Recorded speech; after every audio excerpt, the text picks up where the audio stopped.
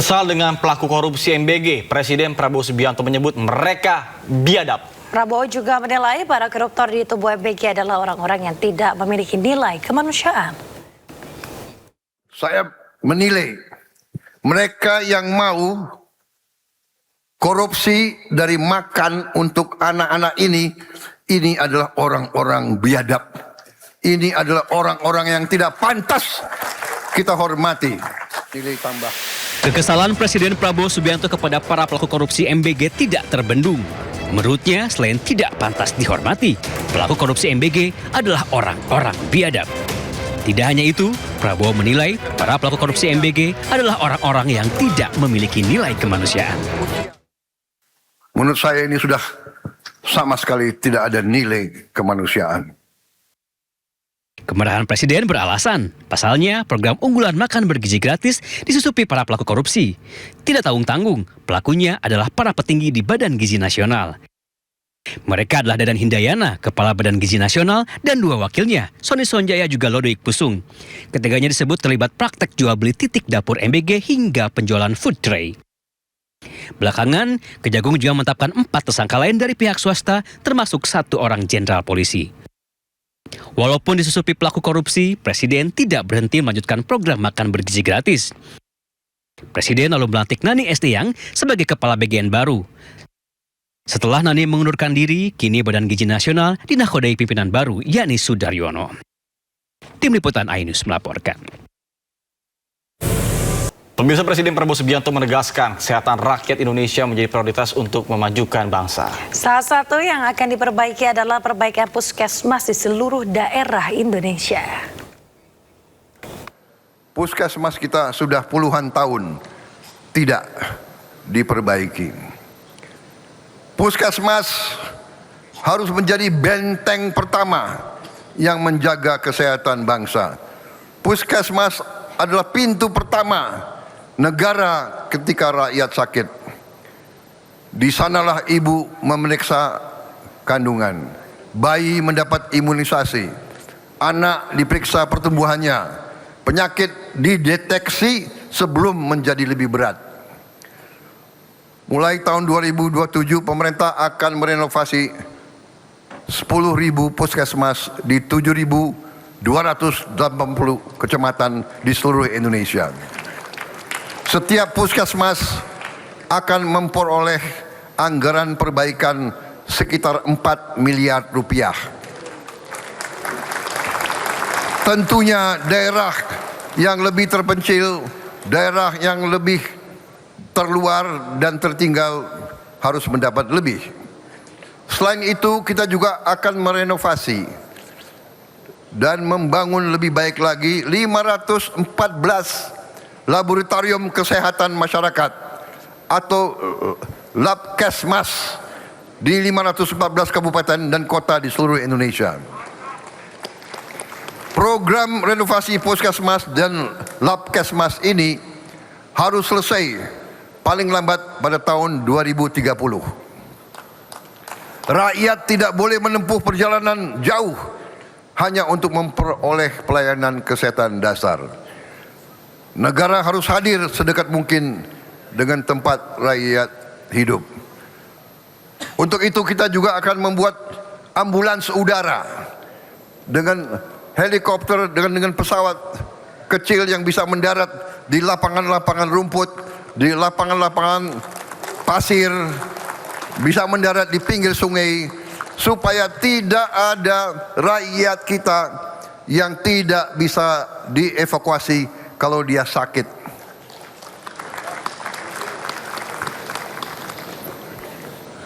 Saya mendapat laporan banyak ibu-ibu yang meninggal karena harus menempuh jalan 7 jam sampai 9 jam pada saat melahirkan.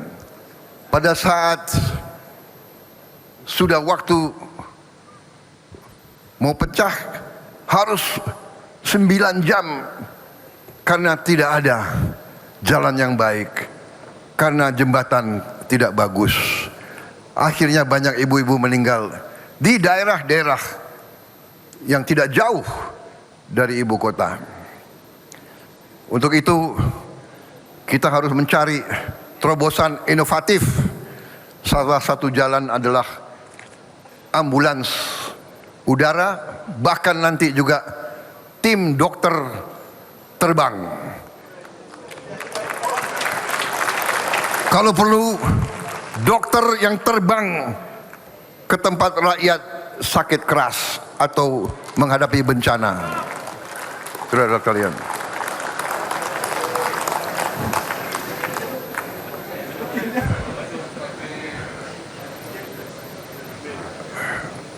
kedua, kita akan membangun dan merevitalisasi 441 rumah sakit umum daerah.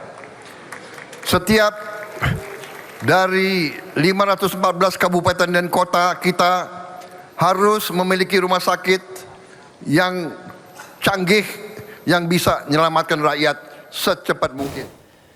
Sebelumnya dalam sidang tahunan MPR RI, Presiden Prabowo Subianto menyampaikan pemerintahannya telah berhasil membuat 121 kebijakan transformatif dalam waktu kurang dari 2 tahun.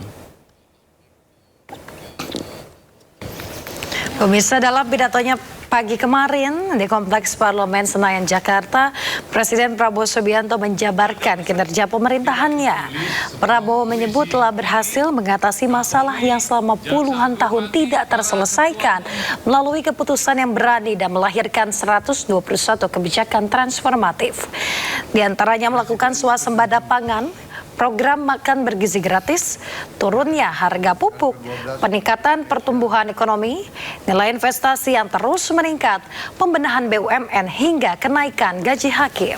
Para mantan ketua, para wakil ketua dan para penasihat khusus presiden, Jaksa Agung. Ya, Presiden Prabowo Subianto juga mengatakan realisasi investasi Indonesia tahun ini meningkat dari tahun lalu, yakni sebesar 1.010 triliun rupiah dengan 1,4 juta lapangan kerja baru. Ekonomi Indonesia pada kuartal pertama tahun ini tumbuh 5,61%, tertinggi dalam 13 tahun terakhir. Alhamdulillah, karena kerja keras kita, karena kepercayaan rakyat kepada pemerintah, di tengah ketidakpastian global, investasi tetap tumbuh. Sepanjang 2025, realisasi investasi mencapai 1.931 triliun rupiah dan telah menciptakan lebih dari 2,7 juta lapangan kerja. Pada semester pertama 2026 ini saja, realisasi investasi mencapai 1.010 triliun rupiah dan telah menciptakan lebih dari 1,4 juta lapangan kerja. Ekonomi kita pada kuartal pertama tahun 2026 tumbuh 5,61% dan pada semester pertama tahun 2026 tumbuh 5,45%. Ini adalah pertumbuhan kuartal pertama dan pertumbuhan semester pertama tertinggi dalam 13 tahun terakhir ini. Dengan kebijakan-kebijakan yang tepat, yang rasional, yang menggunakan akal sehat, saya yakin pertumbuhan ekonomi kita di akhir tahun ini bisa mencapai angka 6%. Tetapi saya tegaskan di hadapan majelis ini, bagi saya pertumbuhan dan investasi bukan tujuan akhir. Tujuan kita adalah kesejahteraan rakyat kita. Pemirsa, Presiden Prabowo Subianto menyampaikan pidato rancangan anggaran pendapatan belanja negara atau RAPBN tahun 2027 beserta nota keuangan dalam rapat paripurna DPR RI pada Jumat siang. Penyampaian ini berlangsung dalam rangkaian agenda kenegaraan menjelang HUT RI ke-81.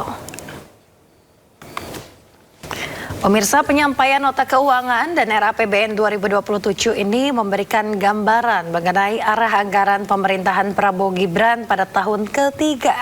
Prabowo menyebut RAPBN 2027 fokus pada 8 program kerja prioritas nasional. Rancangan anggaran belanja negara tahun 2027 naik sebesar 254,5 triliun dari APBN 2026, yakni menjadi 4.097,2 triliun rupiah. Pertumbuhan ekonomi tahun 2027 ditargetkan mencapai 6%, naik dari yang sebelumnya 5,4%. Kemudian tingkat kemiskinan serta tingkat pengangguran terbuka ditargetkan turun pada 2027.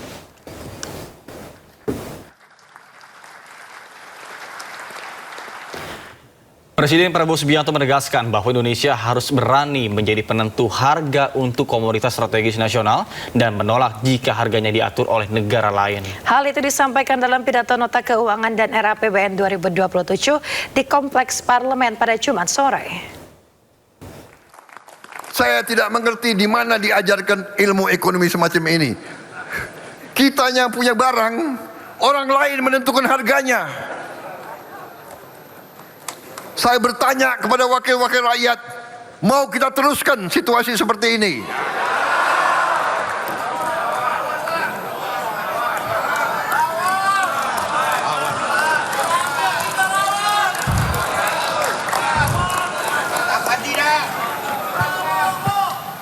Emak-emak susah payah membatik, orang lain yang menentukan harga batik yang mau dijual. Luar biasa. Keadaan ini harus berani kita ubah. Saya minta dukungan Dewan Perwakilan Rakyat untuk kita ubah ini.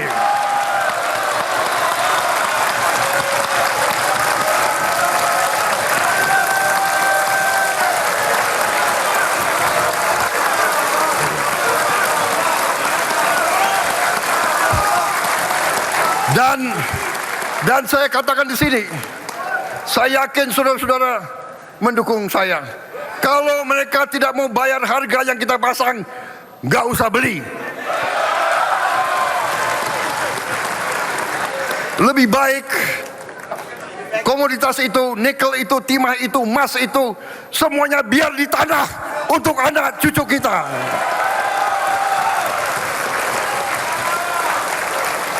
Batu bara kita, gas kita, minyak kita, biar di tanah. Kopi kita, biar kita minum sendiri.